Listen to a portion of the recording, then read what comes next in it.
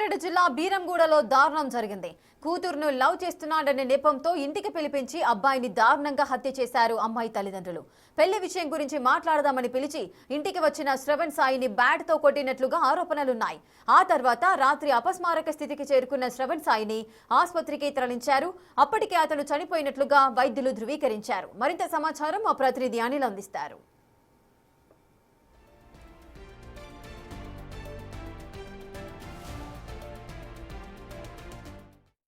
గురైనటువంటి సాయి శ్రావణ్కి అయితే post mortem clear అయిందని చెప్పాలి. ఇందులో భాగంగానే అతనికి సంబంధించిన స్వస్థలానికి అయితే ప్రజెంట్ అంటే విజయవాడకి సంబంధించి అతని బాడీని అయితే తీసుకెళ్తున్నారు.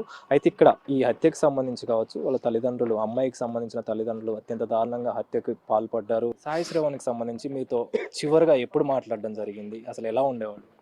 నాతో చివరైతే మొన్న నైట్ మాట్లాడడం జరిగింది అన్న. శ్రవణ్ అనే అబ్బాయి అయితే అందరితో ఫ్రెండ్లీగానే ఉంటాడు, బయటోడనైతే ఎవరిని చూడాడు, సొంత తమ్ముడు లెక్క కానీ అన్న లెక్క కానీ చూసుకునేటోడు అందరిని. ఎప్పుడైనా సరే ఎట్లాంటి విషయం ఉన్నా ఎవరిని బాధ పెట్టేటోడు కాదు. త్వరగా ఏమైనా ఉన్నా ఆయనకైనా బాధపడేటోడు తప్ప ఎవరికి బాధ చెప్పుకునేటోడు కాదు. చెప్పుకున్నా ఇద్దరు ముగ్గురికే చెప్పుకునేటోడు. ఎందుకంటే అందరినీ బాధ పెట్టడం ఆయనకి ఇష్టం లేదు. కానీ ఈరోజు ఆయన అందరికీ బాధ మారిపోవడం మాకు కూడా చాలా మీకు ఎప్పటి నుంచి పరిచయం సాయి శ్రావణ్? మాకు 1.5 year నుంచి పరిచయం అన్న, బీటెక్ వచ్చినప్పటి నుంచి. అంటే శ్రవణ్కి ఇంట్లో అమ్మ నాన్న లేరు, ఏమున్నా సరే మేమే అన్నలం తమ్ముళ్ళం, ఒక ఫ్యామిలీ లెక్క ఇక్కడ ఉన్న మేమంతా. 4-5 months బ్యాక్ అనుకుంటా ఇట్లా ఆమె ఇంట్లో నుంచి వచ్చేసిందని చెప్పిండు. బయటికి వెళ్తా తీసుకొని వెళ్ళిపోతా అని చెప్తే అప్పుడు మేము నచ్చ చెప్పినాం మనకి, వద్దురా ఇప్పుడు నువ్వు చదువుకుంటున్నావు, తీసుకో ఎట్లా పోషిస్తావు ఎట్లా వేస్తామని చెప్పి అప్పుడు ఆపేసిన. అమ్మాయి వచ్చింది. అమ్మాయి ఇప్పటికి 3 times వచ్చింది. ఎందుకు అంటే ఏమని వచ్చింది? ఒక పెళ్లి చేసుకోమని వచ్చింది, లేదంటే కలుద్దామని ఇట్లా నార్మల్ గా వచ్చింది. నాకు చెప్పిండు, అది నాతో షేర్ చేసుకున్నాడు. ఏమంటే వాళ్ళ ఇంట్లో వాళ్ళ మమ్మీ ప్రస్తుతం ఉంటుంది, వాళ్ళ హస్బెండ్తో కాదు, పెళ్లి చేసుకున్న ఆయనతో కాదు, ఒక 6-7 years నుంచి వేరే ఎవరో ఒక ఆయన తోడు రిలేషన్లో ఉండి ఇద్దరు కలిసి ఉంటున్నారు. ఆ ఎవరితో అయితే ఉంటున్నాడో ఆ వ్యక్తి ఈమెతోటి మిస్బిహేవ్ చేస్తాడు.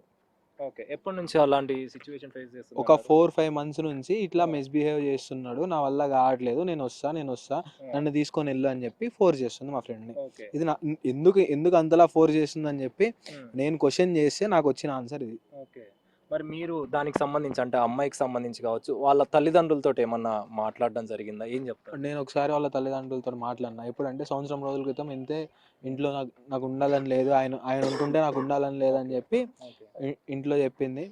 ఇంట్లో నుంచి వచ్చేసింది బయటికి. నేను ఆ రోజు నేనే శివాకి శ్రద్ధ చెప్పి మళ్ళా వాళ్ళ ఇంటికి తీసుకొని పోయి దింపిన. మేమిద్దరమే దింపిన తర్వాత మా ఇద్దరికి చాకులు చూపెట్టి మిమ్మల్ని పొడుస్తాం, చంపుతాం మిమ్మల్ని, వాళ్ళ మామయ్య, ఆ పిల్ల వాళ్ళ మామయ్య ఎవరైతే ఉన్నారో ఆయన, మిమ్మల్ని పొడుస్తాం, చంపుతాం, నరుకుతాం, నీకు ఎవరున్నారు, నువ్వు చచ్చిపోతే అడిగే వాళ్ళు ఎవరు అనుకుంటూ అడిగారు. చచ్చిపోతే అడగడానికి ఎవరు లేరు అనుకుంటున్నారేమో. మేమందరం ఉన్నాం, మేమందరం నిలదీస్తాం, న్యాయం జరిగే వరకు పోరాడతాం.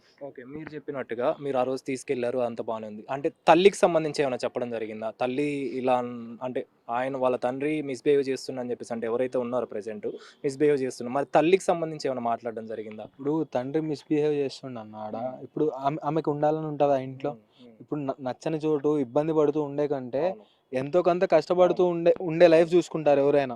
అందుకనే ఆమె కూడా కోరుకుంది నన్ను తీసుకెళ్ళమని. తల్లి తర్వాత అంటే ఈ విషయం తల్లికి తెలిసింది, ఇన్సిడెంట్కి సంబంధించి కావచ్చు, రిలేషన్లో ఉంటున్నారని తెలిసింది. ఆ తర్వాతనే వీళ్ళు పిలవడం జరిగింది, ఈ విధంగా హత్యకు పాల్పడ్డారు.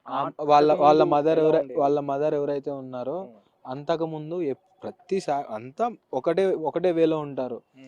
ఆమెని ఎట్లా అంటే, ఇప్పుడు ఈ ఇన్సిడెంట్ తెలిసిన తర్వాత మొత్తం గుండు కొట్టించారు.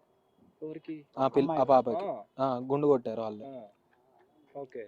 ఒకసారి బయటకు వచ్చి మళ్ళా ఇంట్లోపడికి వెళ్తే గుండు కొట్టారు. కొడతారు, ఫుల్ కొడతారు. ఎందుకు కొడతారో తెలియదు. మళ్ళా ఎట్లా పడితే అట్లా ట్రీట్ చేస్తారు. ఒక ఆడపిల్లని ట్రీట్ చేసినట్టు ట్రీట్ చేయరు వాళ్ళు ఇంట్లో ఆమెని.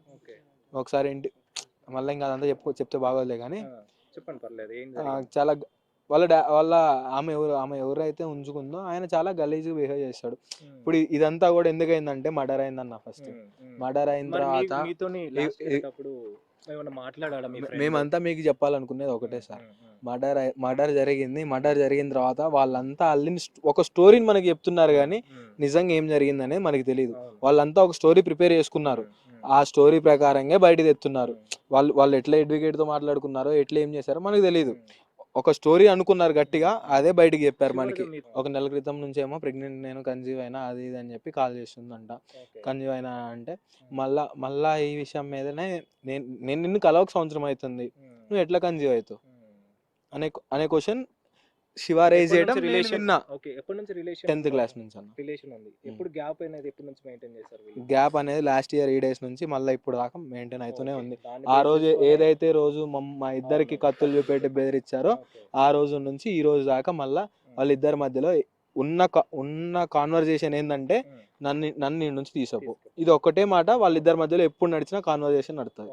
ఉదయం చెప్పారండి హాస్పిటల్లో చేర్చును అని. మావోడిని ఫోన్ చేస్తే ఫస్ట్ ఎత్తలేదు, తర్వాత మళ్ళీ మావోడి ఫోన్ నుంచి కాల్ చేస్తే కాల్ వస్తుంటే నేను వాట్సాప్ కాల్ వస్తే లేపితే ఎవరు ఆడాం వచ్చింది. మీరెవరంటే మీ అబ్బాయిని ఇక్కడ హాస్పిటల్లో చేర్చును, నేను ఇప్పుడు ఏం మాట్లాడలేను, మీరు హాస్పిటల్కి రండి, హాస్పిటల్కి వచ్చాక మాట్లాడుకున్నాను. ఆ పిల్ల తల్లి అంటండి ఎవరు, ఈ మావోడు ప్రేమించిన అమ్మాయి తల్లి అని చెబుతున్నారు. ఆమె ఇంత ముందు కూడా వచ్చింది. ఆస్తిలో దెబ్బలైతే బాగున్నాయండి, ఇంత ముందు చెప్పినట్టే మొత్తం బాడీ మీద అంతా దెబ్బలు ఉన్నాయి. అది ఎంక్వైరీ చేయమని పోలీసు వారు మాకు ఏమన్నారంటే, మేము దీని మీద సీరియస్గానే ఉంటాం, చచ్చిపోయింది మీ అబ్బాయి కాబట్టి చనిపోయిన వాళ్ళ వైపే న్యాయం చేయాలని చూస్తాం అని అన్నారు. మీరు ఏం అనుమానిస్తున్నారు అంటే ఈ కేసుకు సంబంధించి, అంటే సాయి శ్రావణ్కి సంబంధించి దెబ్బలు వాళ్ళు ఇవన్నీ పిలిచి ఉన్నాయి. కొట్టారని వాళ్ళే చెప్తున్నారండి. పిలిచి మేము మా అమ్మాయిని కొడుతుంటే మీ అబ్బాయి వచ్చిండు కొట్టిన చచ్చిపోయినాం అంటున్నారు. మేమేమనుకుంటున్నాం అంటే ఆమె చెప్పింది ఒక్కతే కాదు, ఇంకా చాలా మంది ఉండొచ్చు, ఒక్కళ్ళు కొడితే అన్ని దెబ్బలు తగులుతాయి అనేది మా అనుమానం. దాని మీద ఎంక్వైరీ చేయమని పోలీసులు ఏం చెప్తున్నారు దీనికి సంబంధించి? ఎంక్వైరీ చేస్తాం, న్యాయం చేస్తాం అంటున్నారు. చివరికి ఎప్పుడు మాట్లాడారు సార్ మీకు సాయి శ్రావణ్, ఎప్పుడు మాట్లాడడం జరిగింది? నిన్న ఉదయం అనుకుంటండి, నిన్న సాయంత్రం నుంచి అయితే ఎన్నిసార్లు 100 సార్లు ఫోన్ చేసినా చేయలేదు. మా ఎగ్జామ్ జరుగుతుంది, ఎగ్జామ్ ఎట్లా రాస్తాను అనే దాని విషయం మీద రాత్రి 11 దాకా కాల్ చేస్తున్నాను. ఒక్కోసారి కొంచెం కోపం ఉంటే ఏదన్నా అలిగి పనుకుండో, లేకపోతే ఏదన్నా డబ్బులు అవసరం అయితే మా అమ్మోళ్ళు ఎవరైనా నిప్పతి వాడు ఫోన్ ఒక్కోసారి అటెండ్ చేయడు, ఫోన్ మోగుతున్నా. ఈ అట్లాంటిది ఏమైనా కోపంతో ఉండవో లేకపోతే అలిగిండో అనుకుంటాం మనం, ఇంకా అంతకంటే చేసేది. అంటే మీకు సంబంధించి వీళ్ళ రిలేషన్ గురించి ఏమైనా తెలిసిందా సార్? ఎప్పుడైనా తెలుసా? చిన్నపిల్లగాడు 10వ తరగతిలో అప్పుడు ఏం ప్రేమ అండి, వాళ్ళు ఆ ప్రేమ, వాడేం ప్రేమ లేదంటాడు, ఈ అమ్మాయి ప్రేమ ఉందంటాడు. వాళ్ళ ఫ్రెండ్స్ని అడిగితేనో ఆ అమ్మాయి వచ్చి వీడిని పెళ్లి చేసుకోమందని చెబుతారు. మేము బయట ఎక్కడో ఉండింది కదా, నేను అడిగానండి, అడిగితే నాకేం లేదని చెప్పిండు.